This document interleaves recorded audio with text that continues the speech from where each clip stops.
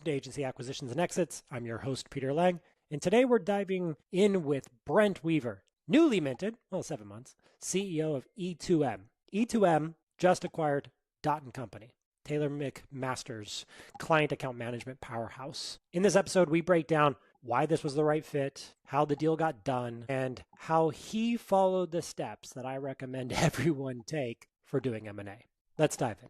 Brent, thank you for joining me. Great to be here. Thanks, Peter. On LinkedIn, I saw a post and it said E2M acquired Dot & Company. So start there. And then When did the deal show up if you're only 7 months into the job? The conversations, to set the stage a little bit, I think I've known Taylor, the founder of Dot & Co, for probably 3 or 4 years. I've had her speak at my last business when we were at U-Gurus. Taylor would come in and she was on our podcast, spoke at one of my events. Known her for years, I've really admired what her and the team have built at Dot & Company. I think it's both a unique service, but also a very unique culture and team. Like, they just have it's been fun to be on the inside now and just see how, like, hey, is that culture for real? And then you get on the inside, you're like, oh, actually, this is exactly what we thought it was. But so I've known Taylor for years, and then Manish, the founder of E2M, I've also known him for years. And I guess probably earlier in 2024, when I was going to be kind of exiting U-Gurus and DigitalOcean,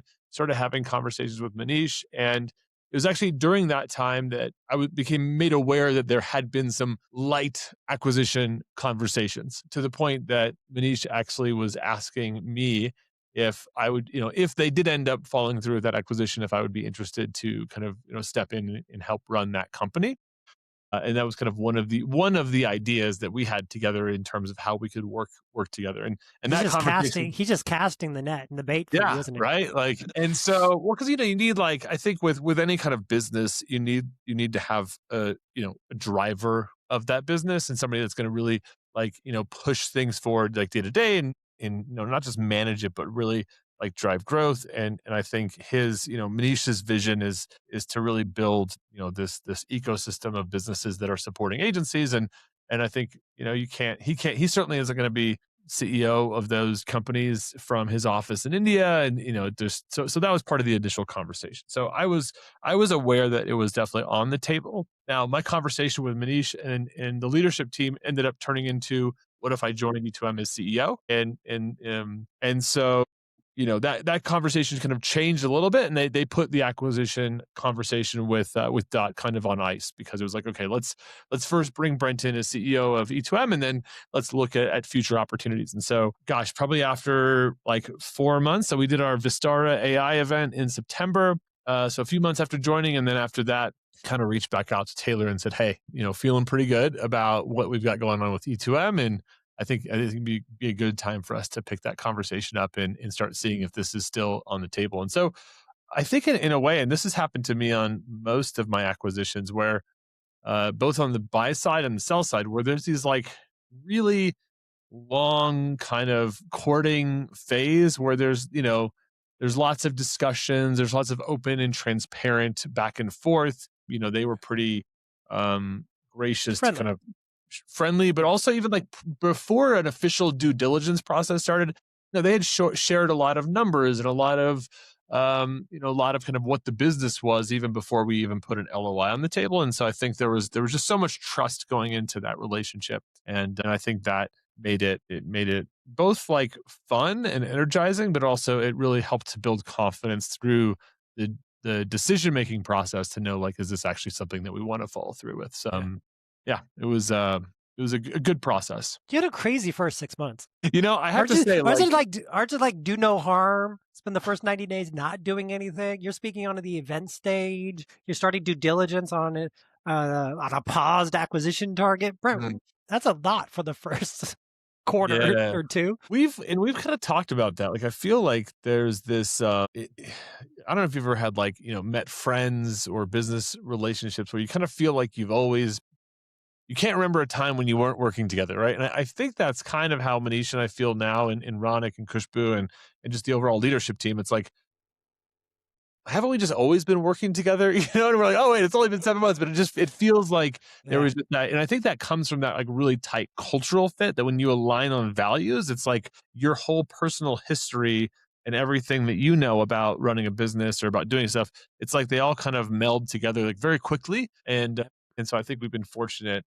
both with my situation with E2M, but now even with Dot, I'm like, wow, like it kind of feels like we've always been working together. Just, and I think part of that's because the relationships have been there for many years, and so there's so much trust and belief in that shared vision and in those values that it's made it a lot of fun. I do like to move once you make a decision. It's like one of my mentors, Jim Franklin. He was the CEO of SendGrid for many years, but he was like, your job as CEO is red hill or blue hill, right?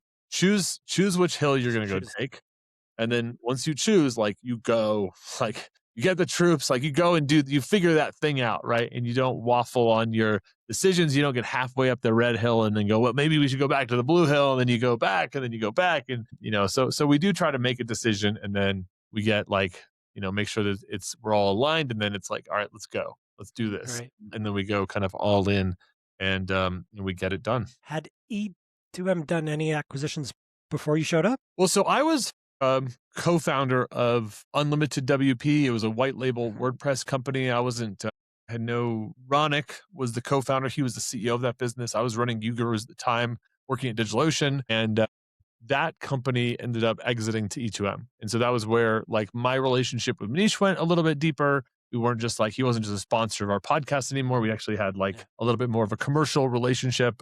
I actually exited the business at that time. He bought Unlimited WP. Ronick joined E2M and is now a partner at E2M. And then I just took the payout. There was some complexity about it, being bought by an India-based company. And I just, at the time I was like, I don't know what I'm doing in the future. Like I'll just take my chips and kind of go and do something else. So we actually had that acquisition. That was the first acquisition that E2M had done in the summer of 2024. And it went very well. And I think that gave Manish the confidence that, could be a really key growth strategy and started to, I think it took a little time to like digest that, but it was a very similar business. So that, Unlimited WP was the team was based in the same city in India. The offering was very parallel. E2M already had really, really strong department heads that could absorb those, the clients, the business and all that, and the team, right? Pretty much seamlessly. So there was very little overhead for Manish or for Ronick to really facilitate the integration work. Most of that was just done by the team. And so that acquisition, I think, went really well, and so it kind of, I think, made Manish go, okay, let's, what's next? Acquisition, both helped grow the revenue immediately, but then there's been some long-term flywheel effects with, additional clients and clients, growing and all that kind of stuff. So it's been very good financially for the business. So we wanted to look at more opportunities. And what a great signal to have you come back. Yeah. Like, I mean, apparently I didn't burn any bridges. yeah. I mean, you took the opportunity to take some chips off the table and go on and do some other things, but kept a good relationship. Obviously, people are happy. And then you show up again. Anytime the case study of it is the person doing the act, that's extremely beneficial. Yeah. We, had I known that I was going to come and work at E2M, I probably would have not taken the chips off the table. So equity at this point, right, is a little bit, it's more expensive, a little bit, a little pricier, but it's okay. It's all worked out for the best. Yeah. It only took him how long before he got you?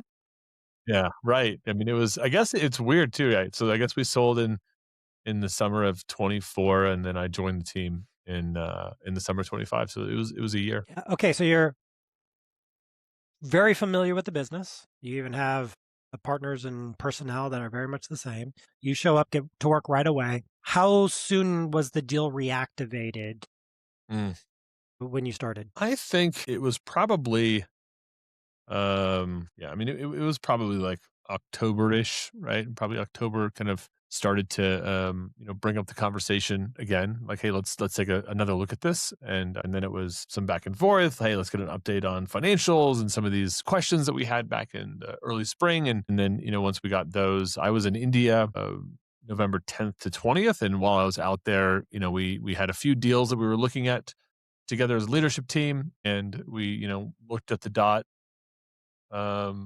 deal again and went through all the financials together, looked at potential paths to an LOI, and then just came to agreement and said, "Hey, let's do this LOI and let's go." And so we, it was I guess somewhere around like mid November, sent the official LOI in. So in terms of like speed to close, it was pretty quick. I think there was some back and forth negotiations on whether it's in 2026 or whether it's in 2025, and I don't know if it was just being a glutton for punishment, but so at some point like this end of year, like let's close by the end of the year. And so I think, yeah, there's probably two requirements. One is I want to make sure the next company we buy is someplace warm, because we did end up going to visit Toronto in December. That's like not the time of year to visit Toronto. Yep. but it did keep us inside, did keep us focused on the deal. So, and then also like I don't know if I would recommend closing a transaction around the calendar year end, just because it did make things a little bit dicey with like our attorneys, the CPA auditors,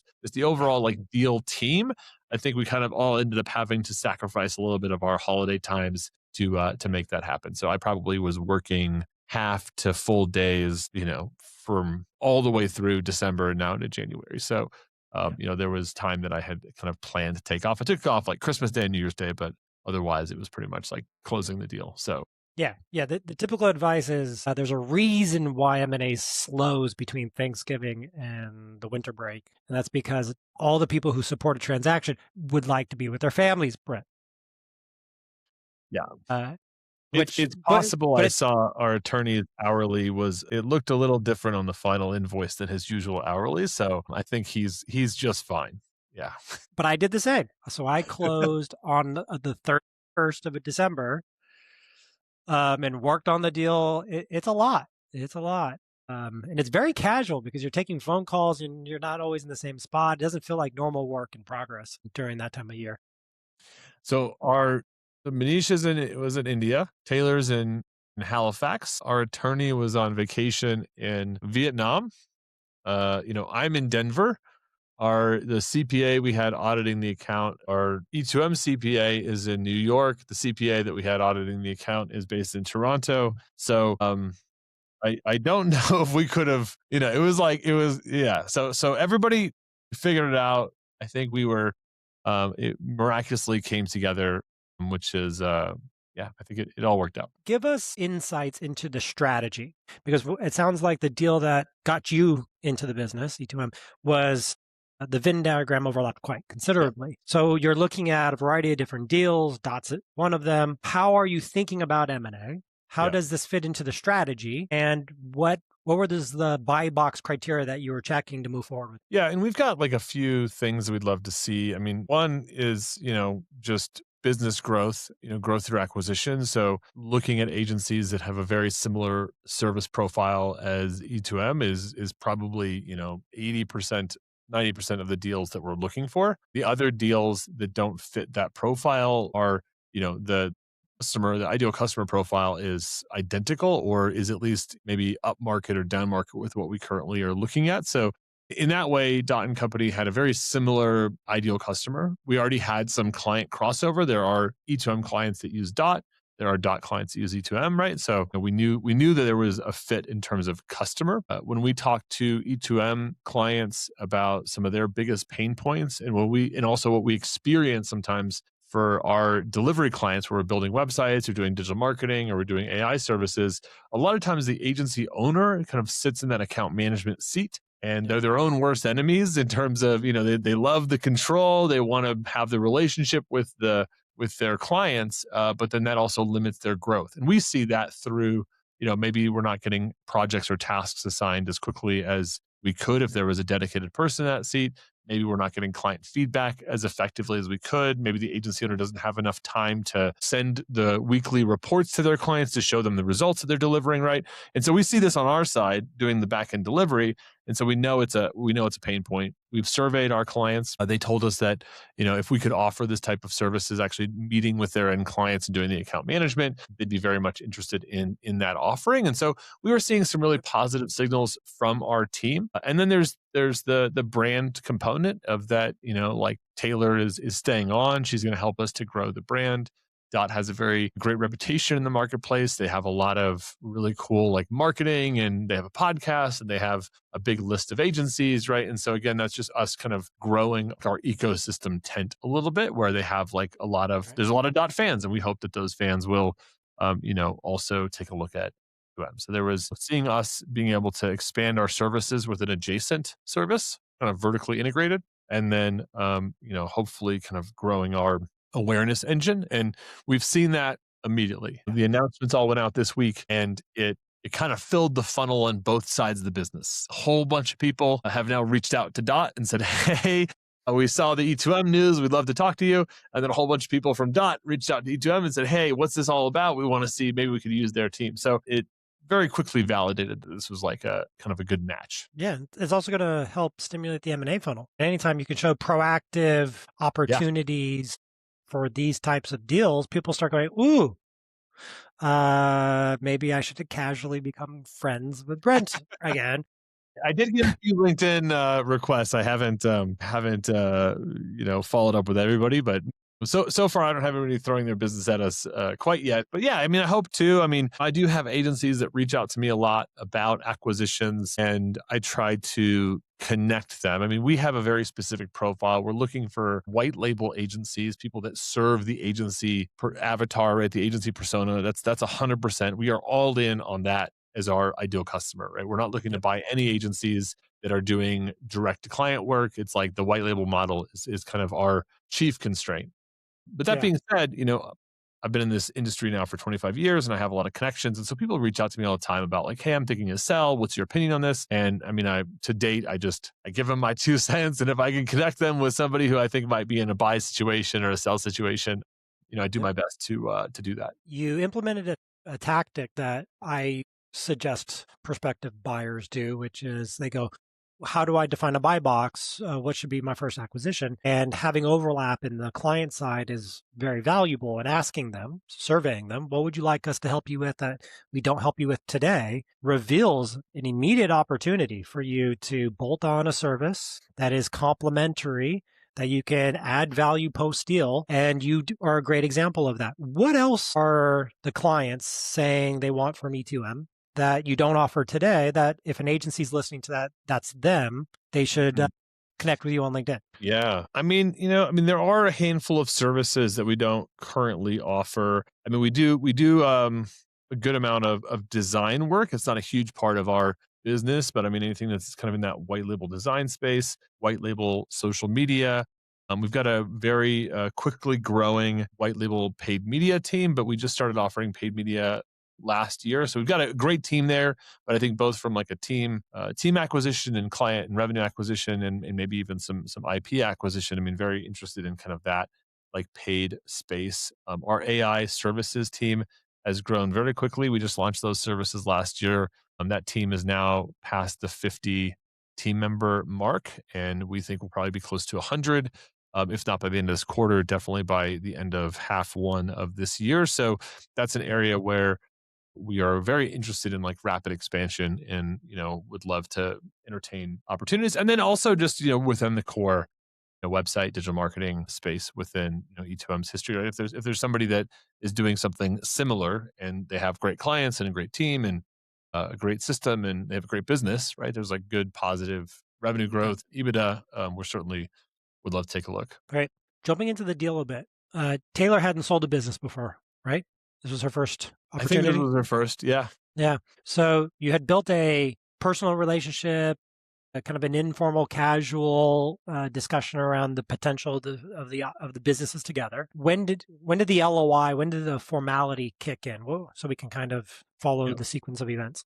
I mean, we sent an LOI. I think it was like, I mean, I can go back in my email and look, but it was probably I don't know, November 16th or something. Okay, so November 16th, you probably had already had discussions around the offer, the deal structure, the strategy behind it. She gets the LOI. She had a lawyer activated before that, or was the LOI the impetus for her to bring on the attorney? Yeah, I mean, they had like a kind of a regular attorney that they do work across their various the things that Taylor and her husband are involved with. So I mean, I think they first mostly replied about the deal, the offer itself, right? The principal elements of the deal was kind of negotiated over some back and forth email, and then we kind of got to a good place on that, and then we updated that LOI, uh, and then they had the attorney kind of step in and actually do kind of a little bit of a. They had some opinions on some language and things, and it's always so funny. I feel like the non-binding LOI, having the attorneys be really crisp on some language on a non-binding agreement, right? But so we did kind of go through that. We got to a place where there was a good kind of non-binding LOI that had been lawyered, that got signed and kind of kicked off the formal due diligence process. And that's probably where my experience with deals from, my own businesses all the way to being involved in when, Cloudways sold to DigitalOcean, a publicly traded company. It was like, so participating in those, I think I had a good structure for like, hey, kicking off due diligence and kind of getting right into it, bringing in the right players of somebody to audit the financials, having our attorneys kind of engage at that point, setting some real expectations and saying, look, here's the goal. The goal line is December 31, working backwards from that. 45 days from now. Right. What here's, we're going to do this, right? And that actually was a part of the negotiation, was the moving of the close date from like a Q1 kind of, hey, let's just get to this. Let's spend our sweet time to actually like moving it, accelerating it so that some things could happen a little bit quicker. And so, once we committed, it was like, let's get this done. And we built project management to get there. Yep. It is very much a project that has to be managed. And so, having that, like, starting that due diligence really quickly.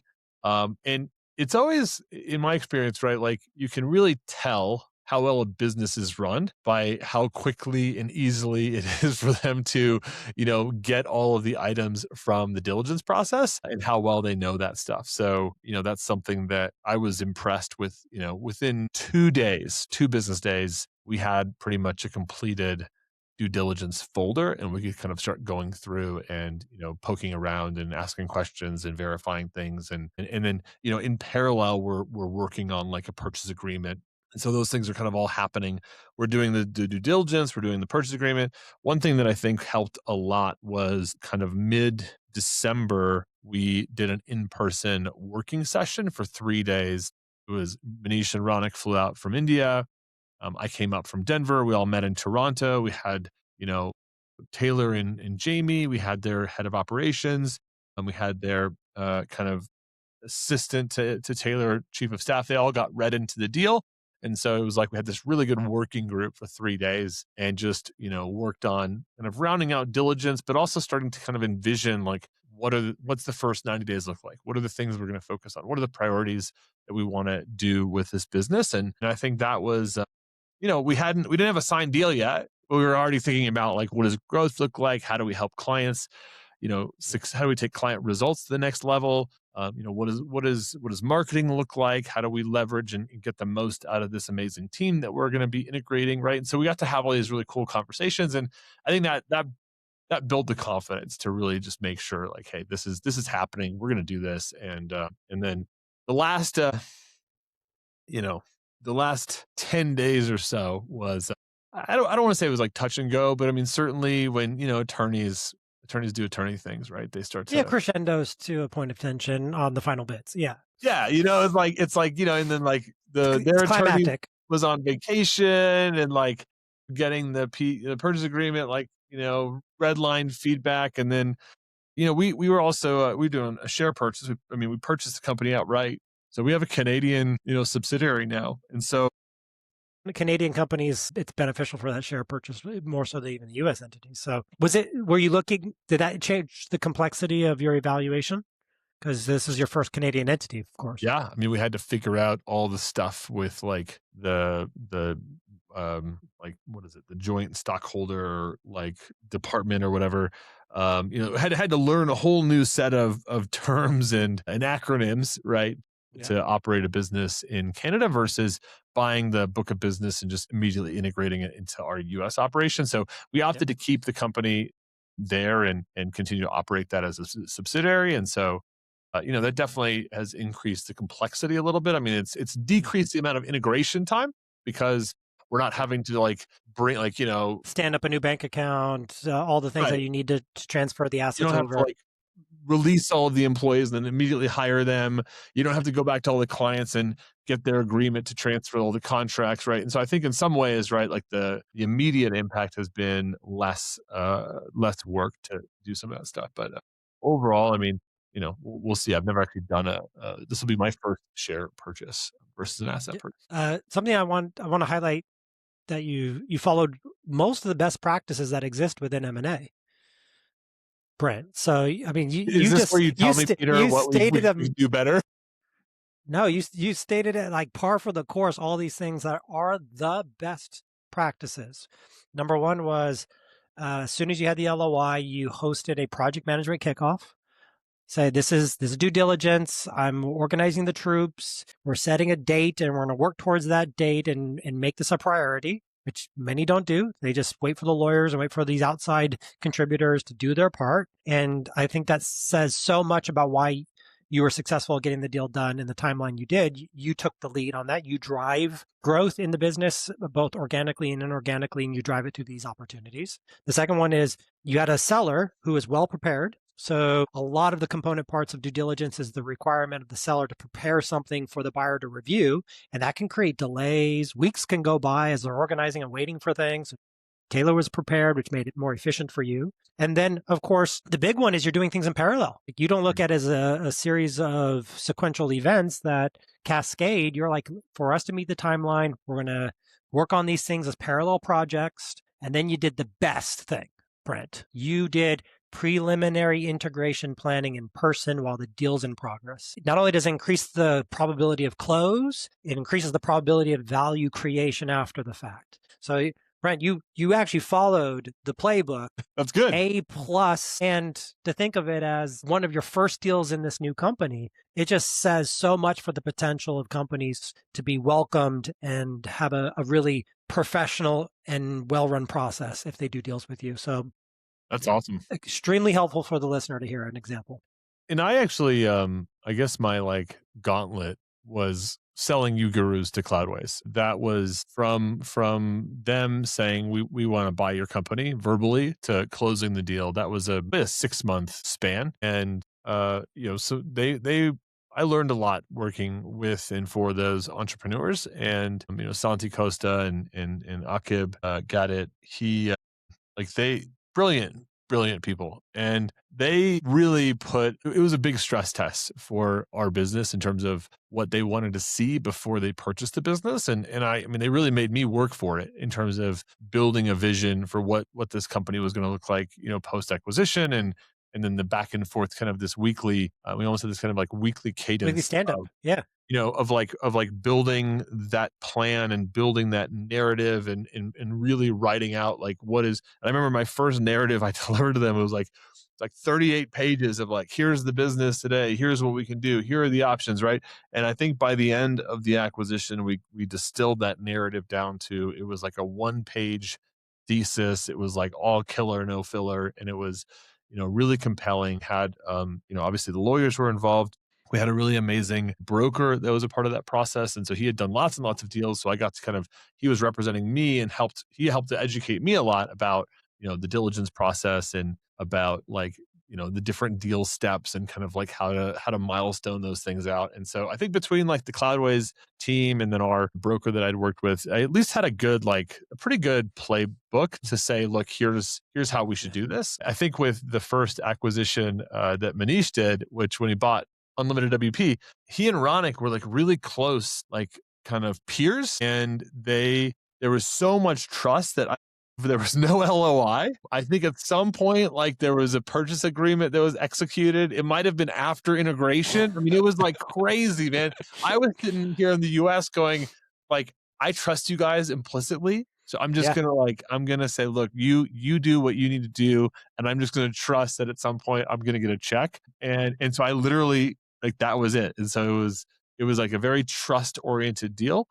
But I think with this one, especially as we're going out and buying, more of a global portfolio, we're buying companies where there isn't that tight. It's not like they're next door neighbors or something that have been working and talking to each other for years. And so I think, us bringing that kind of professional deal flow process, or for me to bring that into the ecosystem, I think was both well received by Manish, and also Taylor did share like a really nice compliment. She just said, "Hey, this deal, like, just want to let you know, like, how you helped us to make this happen. Like, I was just so impressed and just feel so grateful that you were involved in the process." And so I think that kind of very systematic, like we're gonna just work backwards. We're gonna get that done. We're gonna make sure everything's I's dotted and T's are crossed. I do feel like that helped us do it maybe faster, and also just make it do it a little bit more professionally. Yeah. And it opens the door to be doing more M&A. Yes, which is something that we got to kind of like digest. I mean, I think if you probably called Manish today and asked him, when's the next deal, he probably would say, yesterday. But I do feel like we have some, we want to make sure that this is successful first, and then kind of start looking at, maybe later this year, doing something else. Giving advice to the Taylors of the world, so someone who's being approached by someone like E2M, what are the things that you think are insights, recommendations that you have for them to make the process of dealing with you, a prospective buyer, easier, simpler, more transparent? You already highlighted just being organized, being able to send things timely because it's already prepared. But what are some of the other things that she did, or maybe she could have done, that stand out to you? I mean, I think, and I tell this to people all the time that are thinking about M&A or exit at some point, is run a really good business is like step one. And make it a business, not a person. And I think Taylor has separated herself from a lot of the operational functions of the business successfully, in terms of bringing in kind of a head of operations, kind of a business administrator, promoting people from within the business into, departmental leadership roles where they really have been around the company for a long time. They know the customer, they know the team really well. And so I think she's got a fantastic leadership team, so that we really felt like we're buying a business, not, practice. And that, I think, is key for us to be able to, and Taylor's staying on. So she's still going to be involved in the business, helping. I was just on the phone with her today, bouncing some vision stuff off of her. I'm like, "Hey, what's your vision? Gut check on some of these things that I'm hearing from you and hearing from the team. Like, does this make sense? Am I thinking about it the right way?" So she's helping us to do that. She's also helping on the awareness and kind of publicity side, which she loves, is, getting out there and evangelizing the brand, which is, I mean, I'm sure part of my like 10-year vision is, I personally have done that for a long time with the businesses that I've been a part of, and obviously doing this interview, and I still do some of this stuff, but I really hope that long term I don't want to be E2M, right? I want E2M to be a thriving enterprise that's bigger than my brand or my name. And so she did a really great job at separating herself from that. She also, the business is systems, people and systems first. Like, there's a process for everything. There's an SOP for everything. There's a dashboard for everything. Everything is tracked, and there's steps, and there's like all of that stuff, I think is really key to have. So as we started to dig into the business, it was like, oh, okay, cool. Like, the stuff is all handled. Like, if Taylor disappeared tomorrow for 6 months, this business would continue to run, and it would continue to thrive. And so I think before you get into any other like nice to haves, I feel like that's kind of permission to play. The other piece that I think is really important is the company culture. And a lot of people maybe neglect their culture in terms of having really established core values, investing time in hiring the right people to join the company. Because if we didn't gel culturally, like, it would have been, even if it was a beautiful revenue and EBITDA deal, and I see that now, right? Like, if we had come into the company and not been welcomed open arms, or if the customers were freaked out, or it would cause a lot of problems later on. And so I think investing that time in really codifying the company culture, so that a buyer can look at it and say, look, there's a culture here. We've talked to potential sellers, and we've said, well, hey, what's the culture like? And they're like, well, our team is really important. I'm like, well, yeah, but what makes a team member at your agency a team member, right? Like, just like, what are the core values, right? And they've been like, well, we're really team. It's really all about the team, right? And so, like, I think It's not codified. Yeah. it's not codified, right? So we couldn't really understand. Like, I think with Dot, we had very clear documentation of what that culture was. And when we kind of dug a layer deeper and actually looked at it, investigated it, we saw that all that stuff kind of lined up. So I think besides just having a business that runs on the systems, making sure that culture exists. The other thing that I would say is, we've looked at acquisitions where the EBITDA value was all like ad backs. And I look at that as kind of a like sloppily either sloppily. I mean, we've even gone to the point of having to have accounting firms go in and do audits and really verify, are these actual ad backs or are these Yeah. not, right? And I think that's something that in the moment when owners are like, oh, I'm going to put my lease, my car lease on the business and my cell phone on the business and the house on the business, and I need to get a family attorney. I'm going to put that on the business, and I'm going to put all this, every time I go fill up the tank, I'm putting that all in the business, and I'm putting all this stuff in the business, and I'm not paying tax. I'm only paying tax on 5% profit. And then they go to sell the company and they're like, oh no, we've got 30% profit, right? And this is just a little bit of my, like I look at that, I'm kind of like it makes me feel like there's what else, right? What else is not being run above board? Like, yes, you Yeah. could technically go through and do all of your ad backs and show us seller discretionary earnings, but I kind of look at that as just a potential red flag that, what else is being run in a way that I wouldn't really agree with. And so one of the things that I did at U Gurus, and I think this was very crisp with Dot, was I just I pulled all the personal stuff out like years ago. I just It's stopped great doing. advice. Yeah. It's important. And I like literally there is no when we sold you Gurus, there were zero ad backs. Zero. None. There was not one transaction that went into that business that was not 100% the business. Now, you could they could look at what I paid myself, my compensation, and we could debate like how much of that is, could we move to EBITDA or Could be normalized to how much do we replace you. and bring that to my compensation. But there was Yeah. nothing that I was running through the business that wasn't a business expense, a true business expense. And so I felt like Right. that was really clean on the Dot side. Like when we went through the financials, there was right. Yeah, so important. It also gives you confidence that they're running a company, not a lifestyle business. Exactly. Like how money moves demonstrates to us much more than the broker saying, no, that they're only needed 10 hours, 15 hours a week. But then there's a laundry list of ad backs. It's like, no, there's too much running through the business for this to be not owner involved. Yeah. Because their entire life flows through the business. They got to care about it much more than what you're describing in your market material. The last bit of advice I want to extract from you before we wrap up is I'm the founder of a business. I want to go out and do M&A. I'm a niche and I need a Brent, or I want a Brent. I want to bring on a CEO because I want to transition to true founder. I want someone who's done it before to do it for me as my executive leadership. What was it in the company that made you excited to come on board as the CEO?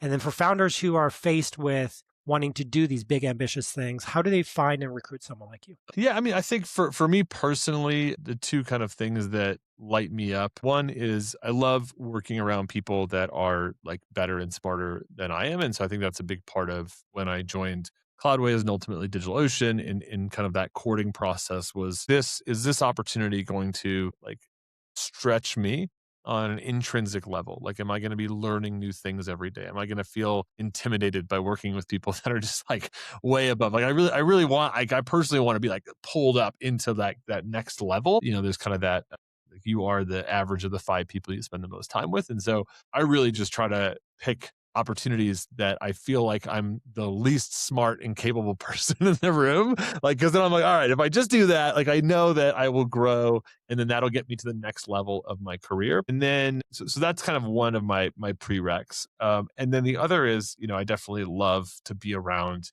like business growths. I don't really, at least right now, I haven't gone into, I've certainly worked through ebbs and flows of businesses, but I haven't like gone into like a turnaround, like something that's not already kind of growing and has momentum. So, picking a good bet there, I think was a part of it of like, hey, is this thing already growing? Is it something that I'm going to be able to be additive? Am I a turnaround CEO? So I think just getting really clear on that. And it was obviously a growth opportunity. So that kind of checked that box. And beyond that, look, is there a good, is there a good financial narrative that I can convince myself? Like, can I play calculator game for a couple of hours and get like jazzed up, right?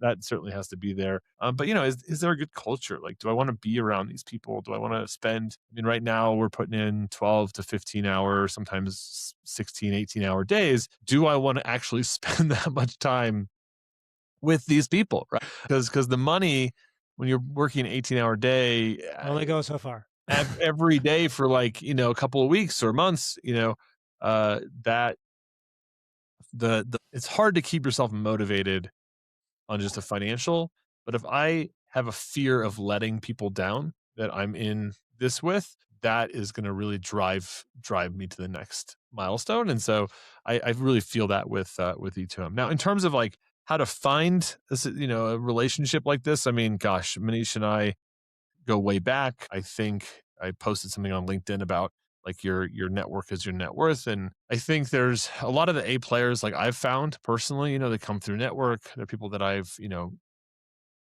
met for years, had some kind of informal relationship, then maybe that turns to a formal relationship. I mean, I think that's just like putting yourself out there and building a network is kind of how Manish and I met. Now, could you put a job posting out for a CEO and go and interview and fight? Yeah, sure, right. But then you're kind of day one, you're starting with zero relationship history and you're going to build that together. And I've certainly had many A player employees that started with us on that journey. When I plugged in at E2M, I went through my Rolodex and I was like, all right, who helped me be successful at my last couple of ventures? Who are the players that I can insert immediately into this business? And so, and that's something that I actually saw with the DigitalOcean CEO, like when Patty came into DigitalOcean, right? Like he started on day one and it was like new CRO, new chief of staff, new, like it was like boom, boom, like there were just these people that he had in his ecosystem, which created a little bit of organizational turbulence, but he knew in his mind, these are the people that I can count on to help me get results. So I'm going to bring in not just me, but I'm going to bring in my team. Right. And so I've been able to successfully do that with Wonderful. If I'm listening to this and I'm thinking, I want to be a prospect of Sure. Brent and I might fold into this opportunity or maybe strategic partnerships, what's the best way for them to reach out to you? And then last, no pressure here. Predict when your next deal will close. All right. If you want to reach out to me, you can shoot me an email, Brent at E2M as in Mary solutions.com. That's E2M solutions.com, Brent at E2M solutions. Shoot me an email. You can also connect with me on LinkedIn, just LinkedIn/IN/Brent Weaver. You'll see me on there. So yeah, either one of those avenues is fine. It'll make its way to me. So just always happy to connect with agency owners and founders in that way. And then when the next deal is going to happen.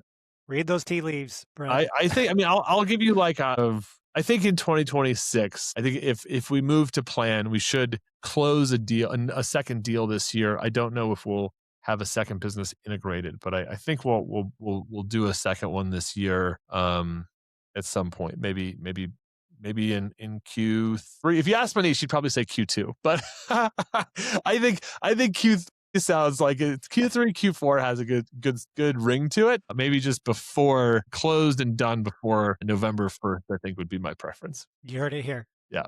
Appreciate it, Brent. Thank you so much. Absolutely. Thank you, Peter. If you like this episode, probably like one of our other episodes. Click here.